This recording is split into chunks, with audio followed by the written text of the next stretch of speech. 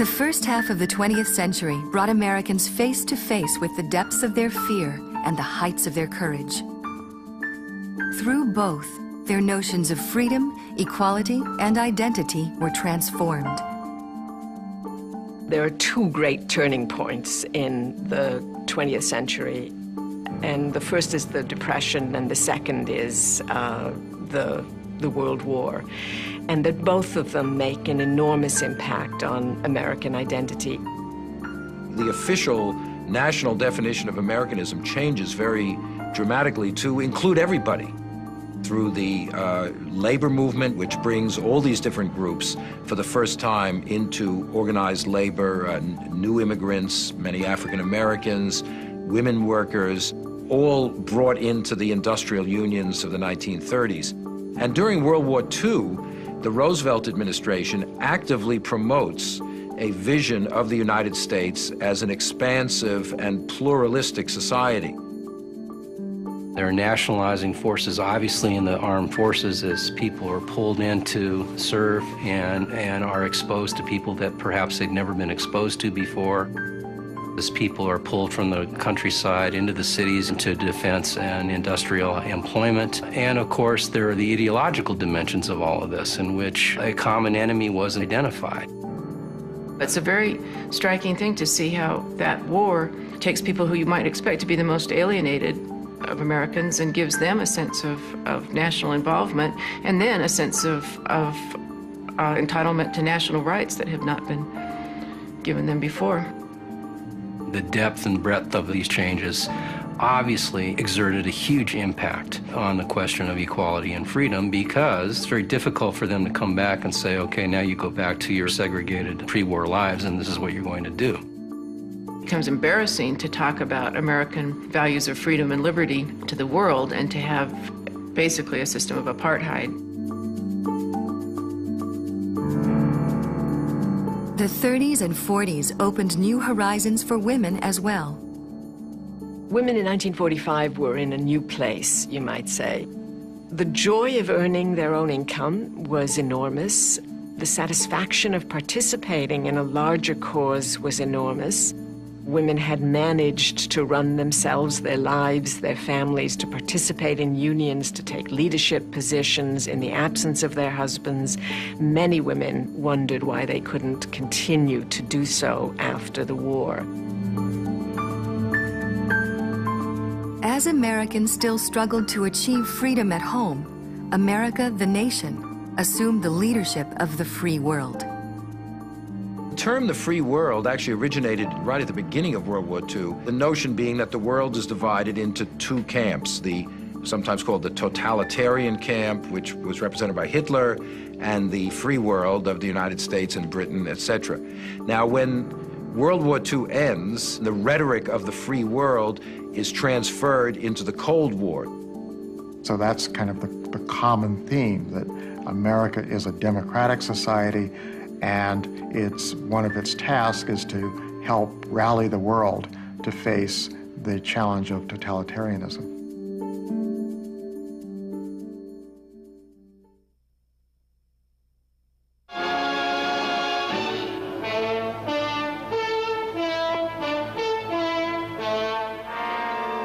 In the background was the growing struggle between two great powers to shape the post-war world.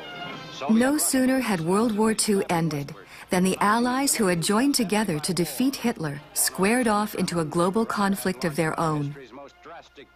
Without actually going to war against each other, the United States and the Soviet Union entered an ongoing state of hostility that became known as the Cold War.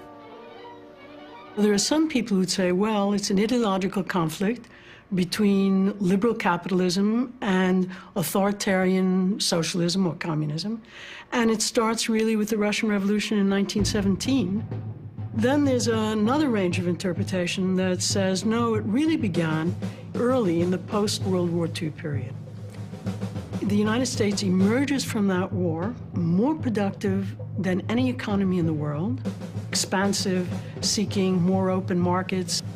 and a Soviet Union that is trying desperately to recover from this devastating war and dependent on the resources of the Eastern European bloc for the raw material and the resources for that recovery. From Stettin in the Baltic to Trieste in the Adriatic, an iron curtain has descended across the continent.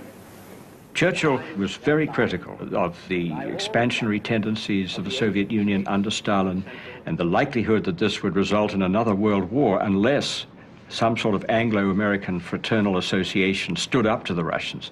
In other words, with all the authority of the man who had been right about Hitler, he was now making the same ploy here, saying that we better stand up to and not appease Stalin. In the years following World War II, the Truman administration worked to formulate a new policy for dealing with the Soviet Union.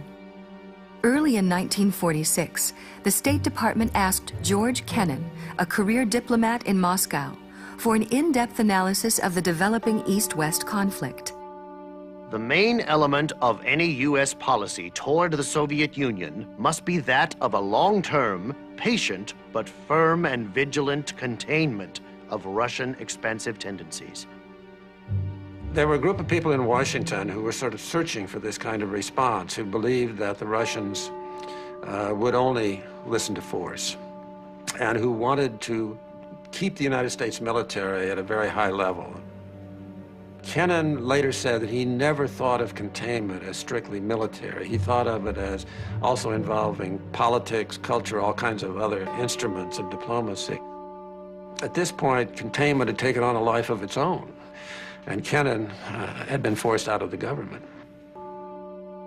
The first major application of containment policy came in 1947, when both Greece and Turkey became destabilized. President Truman requested $400 million in military and economic aid to shore these governments up against possible communist takeovers. The U.S. also sought to shore up free market countries and reinforce their orientation toward the United States. No region was more vital to U.S. interests than Western Europe, and the Marshall Plan poured massive resources into its recovery.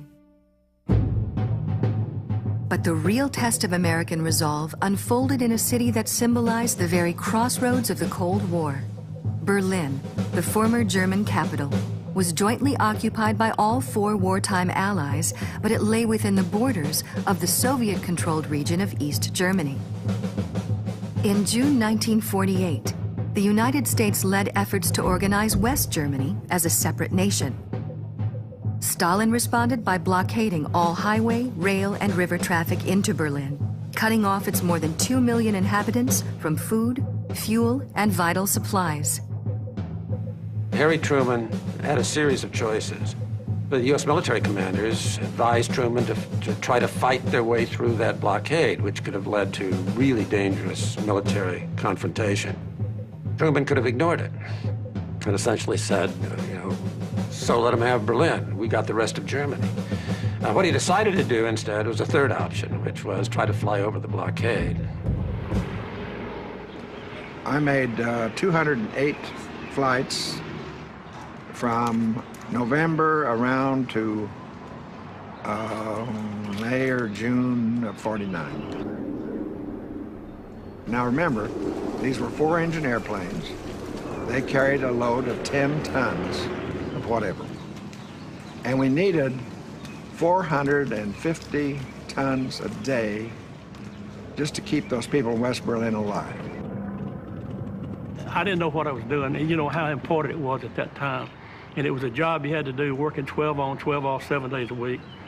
You really didn't appreciate it.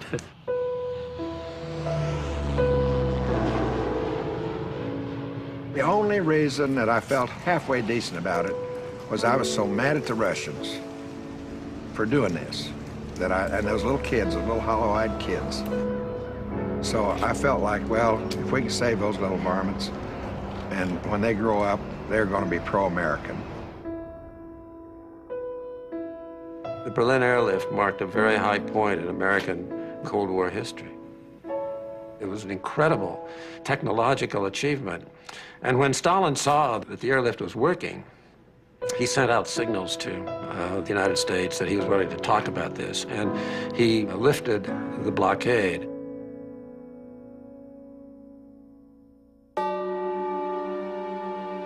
By the late 1940s, the imperative to contain Soviet aggression had been largely accepted as the central creed of U.S. foreign policy.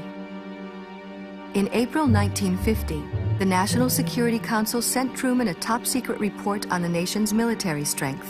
NSC document number 68 argued that the survival of the nation and the free world required a massive military buildup.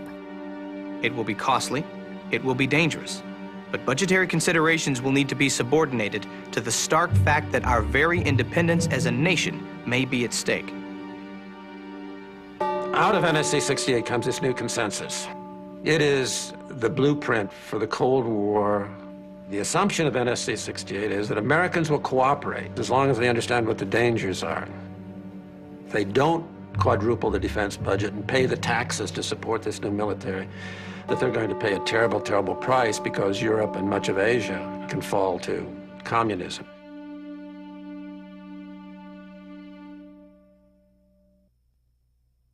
Victory for us in the struggle of CPP.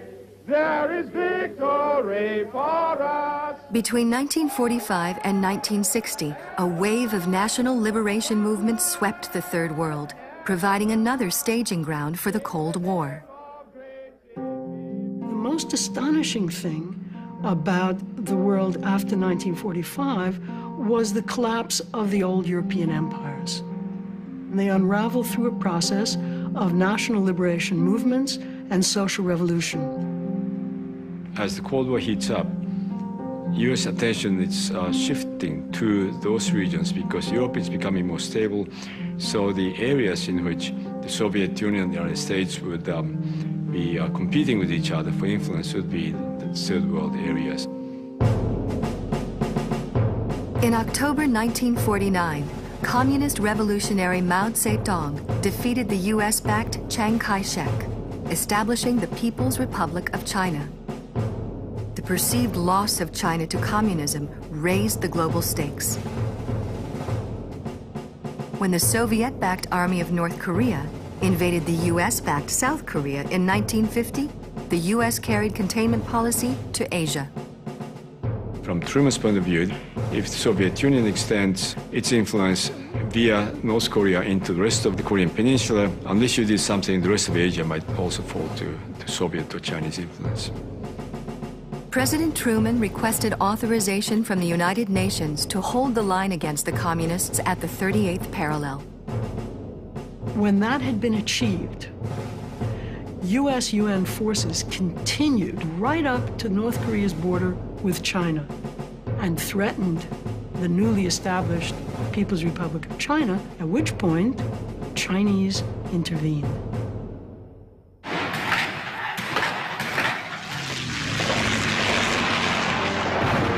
The Korean conflict signified an escalation of the Cold War as large numbers of American troops lost their lives in the fight against communism. Unhappy with a war that seemed to drag on and get nowhere, the American people elected Dwight Eisenhower to the presidency in 1952. President Eisenhower made good on his campaign pledge to end the ground war quickly. In July 1953, the two sides signed an armistice that left Korea divided, just as it had been 3 years before. The Republicans played it as a victory, but really there was a sense that not much had been achieved. The other thing that was learned from Korea is don't mess with the Chinese army. It was huge, it fought well and fiercely. You could not conquer China. You could maybe try to wipe it out, but you really couldn't defeat it.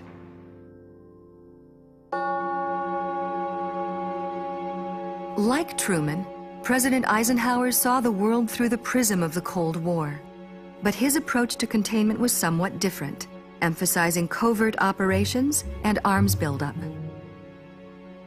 The Republicans wanted to save money, And they found a way to do that by putting the emphasis on nuclear weapons and the CIA. By the early 1950s, the CIA was already actively engaged in covert operations to secure U.S. oil interests in the Middle East. We had used so much of our reserves, we were going to become dependent upon Middle East oil. And so the United States began to make deals, particularly with Saudi Arabia. And what we did was get right in the middle of a whole series of nationalist revolutions. Iran became the most significant of these. And when the Iranians began moving against the British oil interests in the early part of the 1950s, Americans became very frightened. If the Iranians do this, will the Saudis drive us out of Saudi Arabia? Will we lose oil interests in Iraq? And what we did was to use the CIA to overthrow the Iranian nationalist government of a man named Mossadegh and to put the Shah back in power. This was the first time the CIA had done anything like this successfully, and it led them to believe they could do it elsewhere in the world, as they did in Guatemala. In Guatemala, the popularly elected leftist government of Jacob Arbenz was seen as the vanguard of a growing communist threat in Latin America. It was the same CIA operation. They worked with right-wing military people to get rid of Arbenz, and they were successful. After that, Guatemala became our ally, which it was throughout the Cold War. But at what a price? Somebody tabulated that as many as 200,000 people had been killed by right-wing regimes in Guatemala.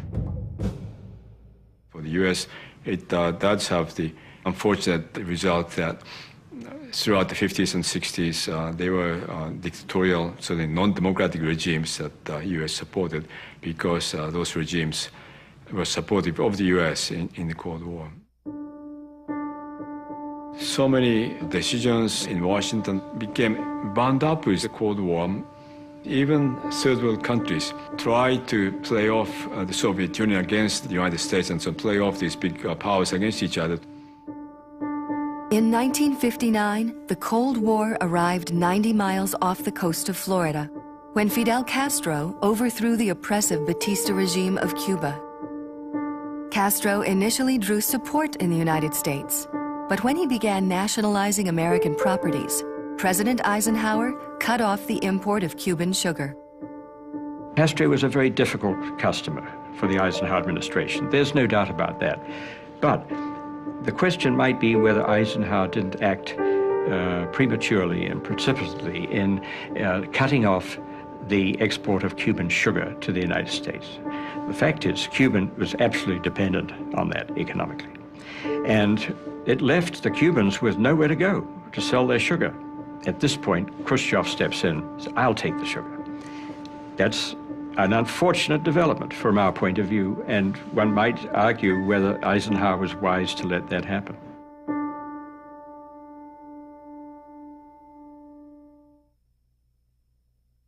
I'm no communist, and I'll tell you that right now. I believe a man should own his own house and car and cow. I like this private ownership, and I want to be left alone. As the Cold War dictated American policy abroad, so it informed American politics at home. My grandfather was a staunch anti-communist. He would go so far as to say that all Democrats were communists. He really thought that the communists had infiltrated the U.S. government. A lot of red baiting was going on, and I remember that Chinatown was hard hit. So for my family and for the community in the 1950s, it was really a scary time in terms of political backlash against those who were considered pro-communist. The Communist Party of the United States is a fifth column if there ever was one. Their goal is the overthrow of our government. It's an outlaw organization, taking its orders and instructions from another government to do everything possible to destroy our government. It's an international criminal conspiracy. There was always a kind of underlying current of anti-communism in this country. Then, all of a sudden, communism becomes seen as a matter of national security. So that traditional hostility to radicalism and to communism is now focused on national security issues. In 1947, President Harry Truman signed Executive Order 9835, which became known as the Loyalty Security Program. The government's loyalty security program enshrined this notion of guilt by association within the American political structure and created this political test for employment. What they took as the test was, what kinds of organizations did you belong to? Who did you hang out with? What petitions did you sign? Calling the House Un-American Activities Committee to order. The House Un-American Activities Committee was a key institution in this wave of anti-communist political repression. It's unfortunate and tragic that I have to teach this committee the basic principles of Americanism. That's not the question. HUAC, as we call it, would call up individuals, ask them, Are you or have you ever been a member of the Communist Party?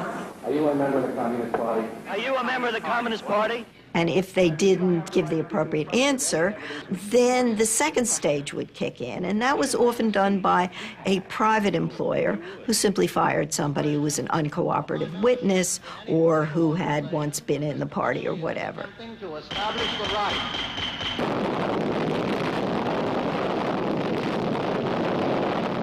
Adding to the general anxiety, the Russians successfully tested their first atomic bomb in August 1949. Then, in 1950, the FBI arrested Julius and Ethel Rosenberg on charges of conspiracy to transmit atomic secrets to the Soviet Union. Although Julius was a minor spy at best, and there was no evidence of his wife's involvement, the couple was executed by electric chair in 1953. Execution of the Rosenbergs sent the message that communists were dangerous. For people who had some left-wing connections, it really scared them to death, especially children of people on the left, because the Rosenbergs had left behind 2 little boys. If there were no communists in our government, why did we delay for 18 months? Delay our research on the hydrogen bomb? If the Rosenbergs came to represent the ultimate victims of the Red Scare, the era as a whole became synonymous with its chief victimizer. Senator Joseph McCarthy became one of the most feared political figures of the early 1950s. He named names, he gave numbers, he looked convincing. Chairman, today this man, John S. Service. It didn't make any difference to him whether his charges were true or not true. They got him publicity. A Senate subcommittee investigates sensational charges by Senator Joseph McCarthy. If I can just get you to come down here and take the oath so we can get the answers to some questions. You're not fooling anyone at all. I'm sure of that. The Democratic Party was absolutely terrified. There was nobody who was willing to confront McCarthy directly. Eisenhower is personally very hostile to McCarthy. But again, he holds back. All that Senator McCarthy has been trying to do is expose the communists who have infiltrated the Department of the Army, a very small percentage. When McCarthy began attacking the Army, that was too much for Eisenhower. And it's that investigation, along with a growing tide of opposition, both in Congress and in the rest of the country, that begins McCarthy's own downfall. And the moment of his downfall was captured on television. Have you no sense of decency, sir, at long last? And it was that moment of confronting McCarthy with really how vicious his tactics were that turned the corner. I saw somebody who was totally unscrupulous, exploiting an opportunity, scaring a public, and taking advantage of that in order to aggrandize himself. And he was using that as a way of making himself significant and important. I was very happy when I saw him go down. I think McCarthyism has left us a legacy of a less vibrant political culture that we can no longer really criticize the government without being accused of disloyalty.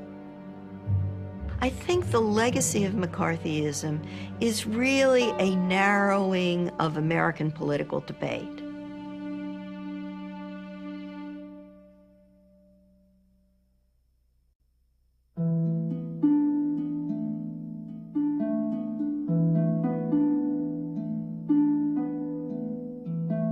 If you were looking at this as Eisenhower did when he left office in 1961, I think Americans, on the whole, were quite pleased with themselves. They had stopped the Soviet movement into Central Europe. They controlled the two great industrial powerhouses of Western Germany and Japan. They had stopped North Korean invasion of South Korea, and indeed had stopped massive Chinese armies coming into Korea, a major conflict between the United States and China. It must be said that the Cold War gave a sense of purpose and focus to the United States, I do believe. On the other hand, I think in a way our society has taken on a whole range of somewhat militaristic, simplistic political ideas and values, appropriate perhaps to an imperial power, but nevertheless alarming, not just to American liberals, but to people around the world because of the enormous power that the United States has. When one thinks about all those years of Pentagon budgets of $300 billion and so on, or the $40 billion spent annually on the CIA, what have we had from that? The money could have been spent on better education, hospitals, schools. 10 seconds. The worst thing that's happened has been the nuclear arms race, which still has us threatened. It's the most serious problem in the world today, I think.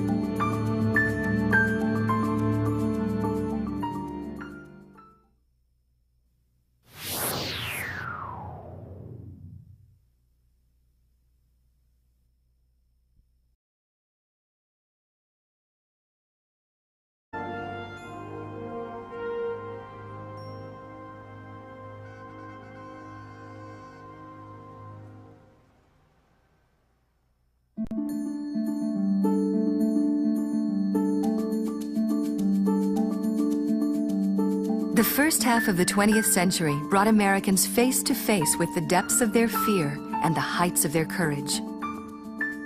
Through both, their notions of freedom, equality, and identity were transformed. There are two great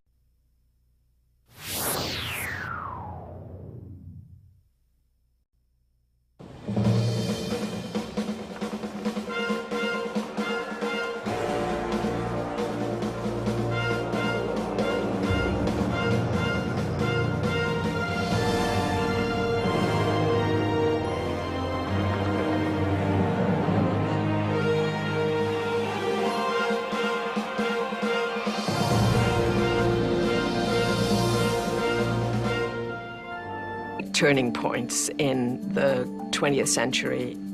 And the first is the Depression, and the second is the World War. And that both of them make an enormous impact on American identity. The official national definition of Americanism changes very dramatically to include everybody. Through the labor movement, which brings all these different groups for the first time into organized labor, new immigrants, many African Americans, women workers, all brought into the industrial unions of the 1930s. And during World War II, The Roosevelt administration actively promotes a vision of the United States as an expansive and pluralistic society.